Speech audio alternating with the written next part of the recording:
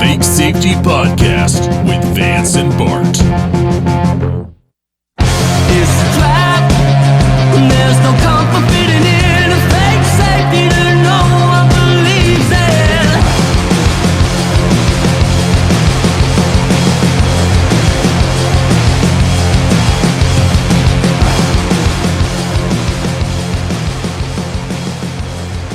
So what's up, man? We've done a lot of talk about how we hate,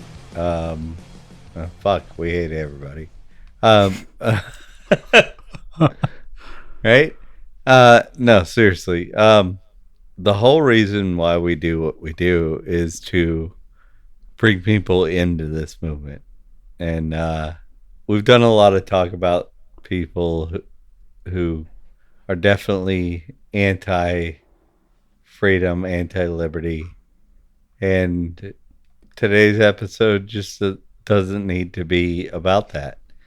The Free State Project, a lot of people have been hating on them lately, but obviously anybody who is winning gets hated on, right? So I think that's probably what's going on right now. I think we should just step back from that and just let that manifest into whatever it's going to manifest into, and then talk about it later. Because neither of us are free staters, right? Not yet. They might convince me to be a card-carrying member at some point, but they're going to have to figure out how to keep it from being so cold. Right. For the folks who aren't quite following what Vance is talking about here, Free State, New Hampshire, they've been talking about secession in a much more concrete and much more meaningful way recently. It's kind of been in at least that circle of news. It hasn't really broken national news or anything like that, which I guess is by design. But if you haven't heard about that, that is something that's happening up there. As a personal note, I have been wooed by the Free State, and wooed successfully to the point that I seriously wanted to be a part of that. Becoming an independent state outside of the Union no longer is wooing me. It is making me absolutely have to become part of that movement. I will no longer be debating it in my head, financially, whatever. If this becomes a free state separate of the Union, I will become financially, emotionally, physically part of this movement. It goes for Texas too. Step it the fuck up. Get the hell out. You heard it here first. Whoever secedes first gets Vance as part of the deal. Oh, yeah. And then you have to continue to do it better than the other states, because obviously I'm willing to fucking leave. I am not loyal. You guys, I mean, that's the whole point of being a libertarian, is like the free market rules. You do it better, you win. Which is how we should be thinking about smaller markets, but what a massive market that would be of state versus state.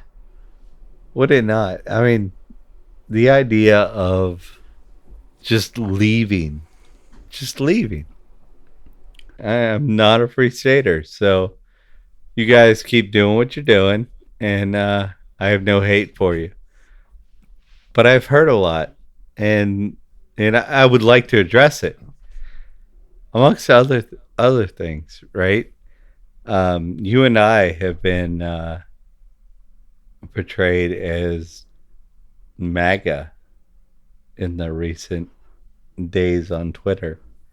So I'd like to address you being a MAGA. That's a tough one. So let's address MAGA as what they say MAGA is. So you are a fascist who believes in big government controlling big corporations in cooperation to control the little tiny guy that is you and I. Oh, I think I voted for the wrong thing. I wanted to vote for Mega. Oh, so wait a second. You are not for big corporations in cahoots with big government telling me where I can poop? No, I'm for small corporations in cahoots with small government telling you how much you can poop. Oh.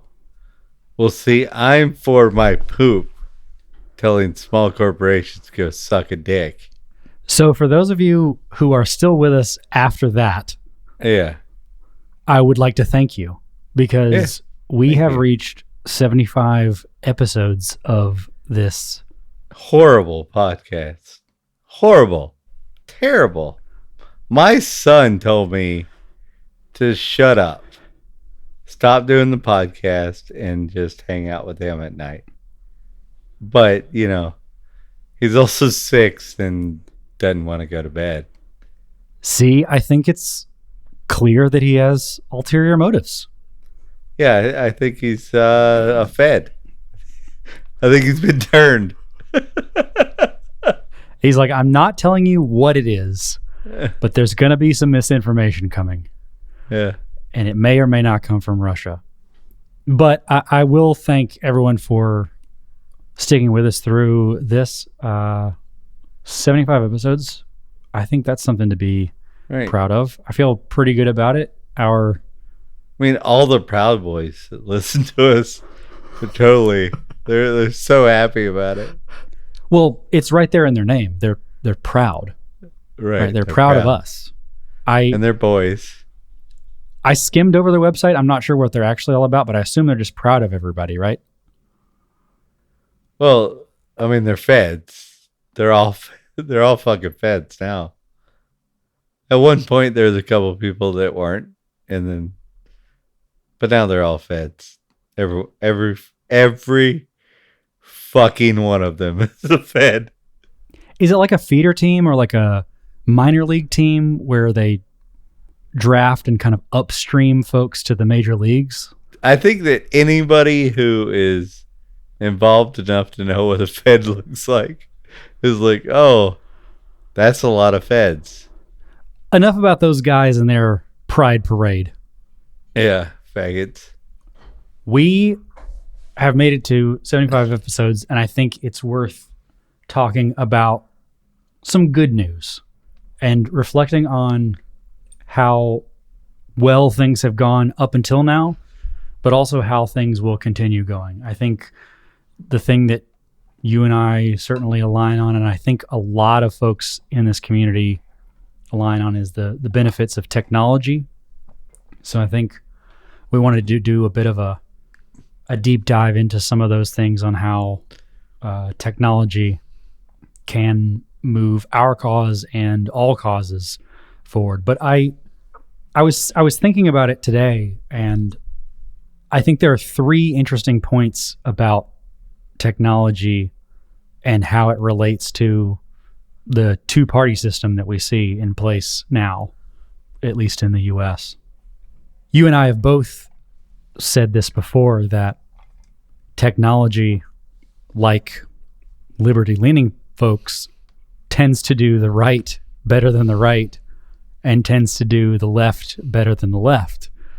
But I think there's actually a third point there, which is it actually does the left and the right better than the left and the right. What I mean by that is that it doesn't behave in this mutually exclusive way that we've all been programmed and trained to think, that in order for you to get progress, you have to make some concession on the other side. It's always framed as this weird zero-sum game.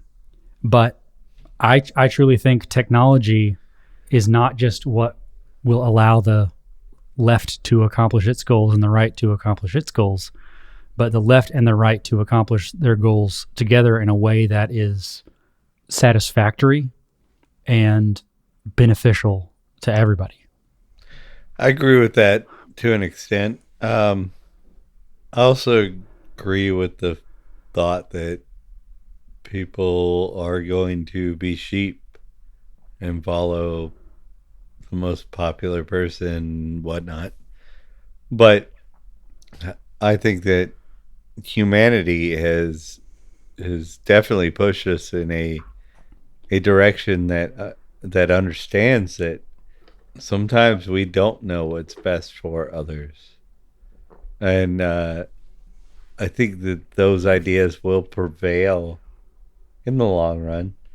But I also think that we need to open up avenues for people to bail out of these ideas and go on and do their own thing. And I think that because we're attacked on so many fronts all the time, that sometimes we forget that there are real people who just are not going to come to these conclusions that we know what's best for ourselves and you don't. They're just not going to come to that. I think this is a great example of exactly what we're here to talk about today, is that so much of this has been propagated through channels that even 20 years ago just did not exist.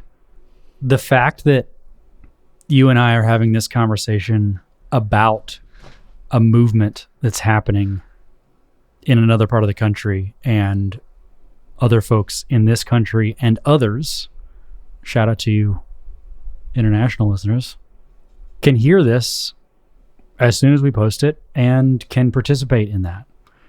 I mean, if you think about what technology has enabled for us, it goes well beyond the goals of the left, the right, the big, the small. It is giving us all an opportunity to participate and level the playing field. That's one of the reasons why I know liberty will prevail, because humanity's natural instinct is to take whatever's given to them or it or whoever and manipulate it into such that it can be a defensive weapon against whatever is coming after them. So I'll just inject a little bit of levity. One of the things that is on the left playbook, we'll say, is green energy. Mm-hmm. Right? We hear that term a lot. Mm-hmm. Another word, sustainability. That's a big one. Yeah. This is one that I think is a really good example of where right now I think the right and the left diverge a good bit. I think this is probably a pretty polarizing topic, but I think this is a great way to highlight how technology can actually help us both accomplish what each of us want and what do more. We want? Well, in the topic of green and sustainability, you have what do we want? I think that's a huge question. Is what do you want? Do you, when you talk about climate change or the earth or whatever, are you talking about, do I want a situation where humans survive? Or do I want the climate to stay stagnant? Exactly where it's at right now, because it's the most perfect climate ever. Period. What is most important? Well, And it doesn't even have to be human survive. It has any animal. Replace humans with whatever animal and still ask the same question. well, if you Because were to take the position A of lot of people would say that those are the same thing, but they are not anywhere close to the same question. When you really think about what I ask you, there is nowhere near that being the same question. So, and I'm not even saying humans. I'll interject any animal into that. I think that's totally fair. If you were to do the, let's say, short elevator pitch of what the right's goal for green energy and sustainability is, what would you say that is? The right politician, or let's say the right voter, because I feel that those are two completely different answers. When I say the right, like no politics, the actual people, because I don't care to solve the politicians' problems. I don't care what they're asking about, right? Like whatever their goals are, don't mean anything to me. The people on the right, I think that they're just they're gonna go with natural gas, clean coal, and stuff like that because it is the cheapest, and it is what should be used in a country that doesn't have the money to develop nuclear. Other than that, I think that nuclear has just been demonized to the extent that most of our Republicans aren't going to pick it because it has been demonized and they've just been scared away from it. Here's another one. Okay. So I know this was like the thing that made you prickle a couple of weeks back, but wealth distribution. If you were to be a voice to the right, if you were to be an advocate for your average conservative voter, God damn. if they Talk about a place where conservatives are stupid. Let's go ahead. Look, we're right here.